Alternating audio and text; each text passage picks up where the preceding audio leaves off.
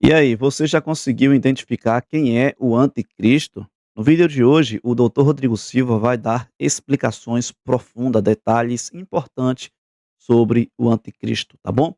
Será se ele já está em nosso meio ou ele vai surgir ainda? É importante você ficar até o final porque com certeza você vai sair daqui com a certeza absoluta de quem é o verdadeiro anticristo. Então vamos juntos acompanhar aqui com o Dr. Rodrigo Silva. As explicações que ele dá é importante, profundas, bem diretas, tá bom? Então não sai, fica aí até o final, porque eu tenho certeza que no vídeo de hoje você vai ser abençoado com esta mensagem, com essas explicações. Olha só, vamos juntos acompanhar neste exato momento. Apocalipse. Bom, os primeiros pais da igreja, os primeiros cristãos, ali depois do período apostólico, sempre interpretaram a besta do Apocalipse como sendo algo relacionado a Roma, ao Império Romano, que era o opressor da igreja naquela época, que era o que oprimia a igreja. Por exemplo, vou lembrar aqui, o Irineu de Lyon. Irineu de Lyon, que foi discípulo de Policarpo, que foi discípulo de João, então ele estava bem perto ali da fonte apostólica. O Irineu de Lyon falava o seguinte: olha, o número 666, que alguns manuscritos até traduziam como 616, ele fala assim: o nome que dá isso aqui é Lateinos, em grego. Lateinos significa o império dos latinos, dos romanos. Sim. Então era alguma coisa ligada a Roma. Eles sabiam que tinha alguma coisa ligada com Roma. Roma era codinominada, né? De Babilônia. Ah, é? Tanto é que o Pedro, quando escreve a carta dele, ele fala assim: aos irmãos que estão na Babilônia. E na cultura judaica sempre chamava Roma pelo codinome de Babilônia, porque o maior opressor do povo de Israel no Antigo Testamento não foi o Egito, foi a Babilônia. De todos os opressores que Israel teve, aquele que mais trouxe traumas era a Babilônia. Entendi. Tanto é que quando você queria falar alguma coisa do mal, era a Babilônia. O mal vem do norte, porque a Babilônia veio do norte. Mais do que a Assíria, mais do que os persas, mais do que Antíoco Epifânio, grego, todos foram opositores do povo de Deus. Sim. Os persas teve gente que opôs, o Antíoco Epifânio, mas assim, aquele que na época do Novo Testamento, todo mundo era a Babilônia. Você tem vários textos judaicos falando da Babilônia, mas é codificando Roma. Aí, depois desse período da patrística, você vê que a igreja entendeu também, através de Tomás de Aquino, que Roma poderia ser uma forma de trazer o anticristo para a igreja. Isso está na Suma Teológica de Tomás de Aquino. Quando você vai para a Reforma Protestante, de maneira unânime, Lutero, Calvínio, Zwíglio, todos entendiam que o anticristo era o papado. Ah, é? E de maneira assim, bem politicamente incorreta. Você entendeu? O papado e acabou. É lógico, a explicação que muitos teólogos católicos dão hoje é o seguinte: é porque os primeiros protestantes ali, a partir de 1517 com Lutero, como eles eram oprimidos pela igreja, eles tinham que dar um nome para o inimigo. Claro. Então, psicologicamente, detonavam com a igreja, né? Mas hoje a gente não está mais assim tudo. Hoje, então, o que acontece? Muitos teólogos, já para numa ideia mais de estabelecer a paz, não falam mais que o papado seria o anticristo. E você tem alguns autores, como, por exemplo, no século XVI, você tem o Francisco Rivera, que foi um padre católico dominicano, o Francisco Rivera, e tem o Luiz Salazar, os dois são da mesma época. Para tirar esse foco protestante de que o papado seria o anticristo, criaram o método preterista. O anticristo é Nero. Entendi. Ponto. Não tem nada de papa. É o Nero. E depois muitos teólogos protestantes alemães acabaram bebendo na mesma fonte, aí o papado passou a ser Nero. Depois os futuristas começaram a falar: não, o anticristo, na época da Guerra Fria, que começou o dispensacionalismo, o anticristo é a Rússia e a União Soviética, que tinha que demonizar os russos. O comunismo. Agora eu estou falando que a Rússia com a China, né? Outros grupos minoritários, como as Testemunhas de Jeová, por exemplo, vão dizer que era a ONU.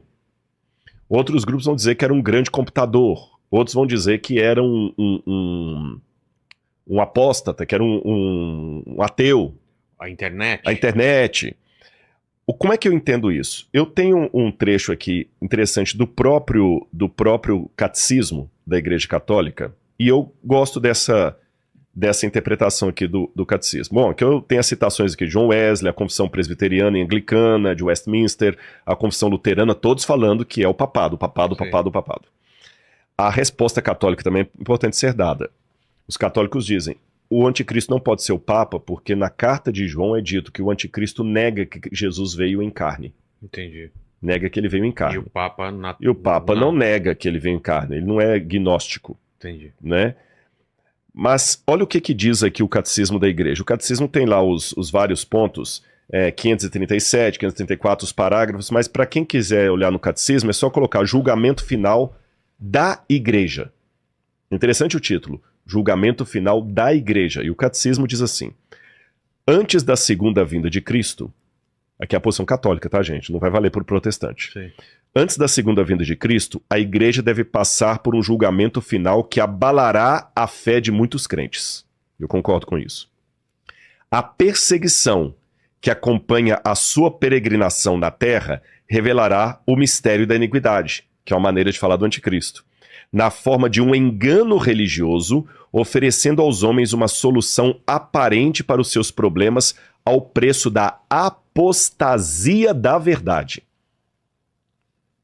Ou seja, se é a apostasia da verdade, É o afastamento da verdade. então o anticristo não pode ser um russo ateu, nem um muçulmano. Tá. O anticristo tem que ser alguém, e eu concordo com o catecismo aqui, tem que ser alguém que saiu de dentro do cristianismo, porque quando você vai aqui na carta de João, que fala do anticristo, fala aqui, olha, Evangelho de João, capítulo 2, versículo 18, fala: filhinhos, esta é a última hora, e como vocês ouviram que o anticristo vem, também agora muitos anticristos têm surgido, por isso sabemos que é a última hora. Eles saíram do nosso meio. Ah, Então eu tenho 3 elementos aqui que eu tenho que levar em consideração. Manifestações do anticristo já havia na época do Novo Testamento, porque eles falam que muitos dos anticristos já estavam surgindo. Segundo, o anticristo tem que ser alguém que sai de dentro do cristianismo, então não pode ser alguém de fora. E terceiro, esses anticristos da época de João eram um modelo daquele grande filho da iniquidade que ainda viria, que Paulo Sim. falou, que ainda não surgiu, mas virá, antes da vinda de Cristo. Porque fala que quando ele surgir, Paulo fala, o Senhor o destruirá. Então, peraí, então o anticristo não pode ser a União Soviética, porque não tinha União Soviética na época aqui. O anticristo não pode ser a ONU, porque não tinha a ONU nessa época. O anticristo tem que ser algum poder que já tinha exercício na época apostólica, que atraía pessoas que saíam de dentro do cristianismo e que, por alguma forma, vai estar de novo na segunda vinda de Cristo. Então, classificar o anticristo como um homem só já fica complicado, porque o camarada tem que ter 2000 anos de vida, pelo menos. Mas aqui, eu estou só pegando a Bíblia para ver que o que o catecismo está falando tá de acordo.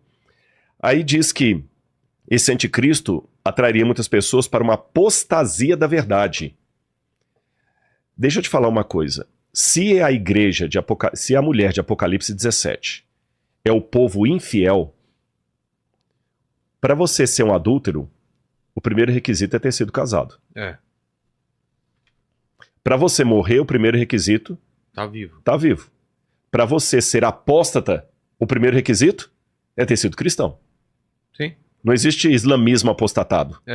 Não existe budismo apostatado. Só existe cristianismo apostatado. Então o anticristo tem que ser alguma coisa que vai sair do cristianismo. Aí continua dizendo: o engano do anticristo já começa a tomar forma no mundo toda vez que a reivindicação é feita para perceber dentro da história aquela esperança messiânica que só pode ser realizada através do julgamento escatológico. A igreja rejeitou até mesmo formas modificadas dessa falsificação do reino para vir sobre a forma do milenarismo, especialmente a forma política intrinsecamente perversa de um messianismo secular. A igreja entrará na glória do reino somente através dessa Páscoa final, quando ela seguirá o seu Senhor em sua morte e ressurreição. Então, o catecismo, nesse ponto, concorda com a minha ideia pós-tribulacionista. Sim. A igreja enfrentará uma perseguição. Mas essa perseguição não virá de fora, virá de alguém de dentro da igreja, que apostatará da verdade, levará muitas pessoas à apostasia. Mas quem seria essa pessoa que, de certa forma, já tinha ação na época dos apóstolos e vai ter na volta de Jesus? Aí eu termino com o Apocalipse 17 explicando. Vamos voltar para o capítulo 17. João viu a mulher montada na besta e ficou assustado com o que ele viu. Aí olha o que diz a continuidade.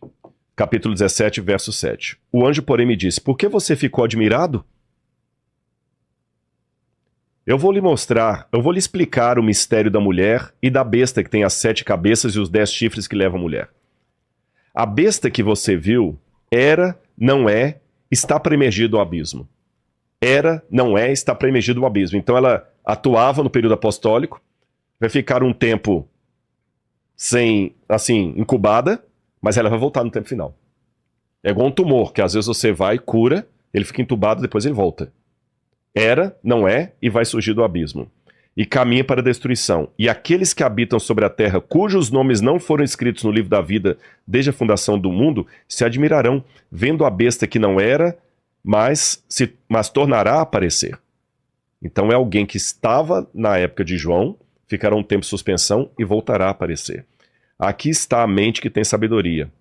As 7 cabeças são 7 montes no qual a mulher está sentada. 7 montes no qual a mulher está sentada. E no verso 18 ele diz: a mulher que você viu é a grande cidade que habita sobre os reis da terra. Ei. Qual cidade dominava os reis da terra na época de João? Washington? Não, Moscou? não. Jerusalém? É. Não, Jerusalém não dominava os reis da Ah, terra. de dominar? É Roma? Roma. Mostra aquela moeda para mim, por favor, de Vespasiano. Essa moeda romana que vocês vão ver aí, ela estava em circulação na época de João. Tá. Vespasiano foi o que mandou destruir Jerusalém no ano 70. Você tem aqui o imperador Vespasiano, está escrito em latim, né? Cesare Augustus Vespasianus Augustus, tá certo? E aqui tem do outro lado da moeda, Roma, tá escrito Roma, e ela é uma mulher sentada sobre 7 colinas. 1, 2, 3, 4, 5, Ali não mostra 7, 8. 7 colinas, olha lá. 1, 2, 3, 4, 5, 6, 7. E em todos os livros nós sabemos que Roma é descrita como a cidade que se assenta sobre 7 colinas. Isso é ponto, todo historiador sabe. Então, ele já está falando, a mulher foi uma mistura do povo de Deus com Roma. E aí o que acontece? O próprio catecismo fala pra gente ficar alerta, que virou uma apostasia. Então, por que não entender que, de alguma maneira, o mesmo poder romano, que durante a Idade Média e início da Idade Moderna sancionou tantas perseguições com reis, com Inquisição Espanhola, Santo Ofício, tantas coisas erradas que foram feitas, não pode ser justamente a consubstanciação histórica disso que João viu. É. Muito bem, Deus seja louvado. Eu vou deixar aqui no link embaixo, para que você possa estar acompanhando, tá bom? A entrevista por completo com o Dr. Rodrigo Silva. Então fica aqui o meu abraço para você aí, em Cristo Jesus, que Deus te abençoe. Então já identificamos aqui quem é de fato o verdadeiro anticristo. E o próprio catecismo da Igreja Católica fala quem é de fato o anticristo, tá bom? Então que Deus ele te abençoe de forma especial.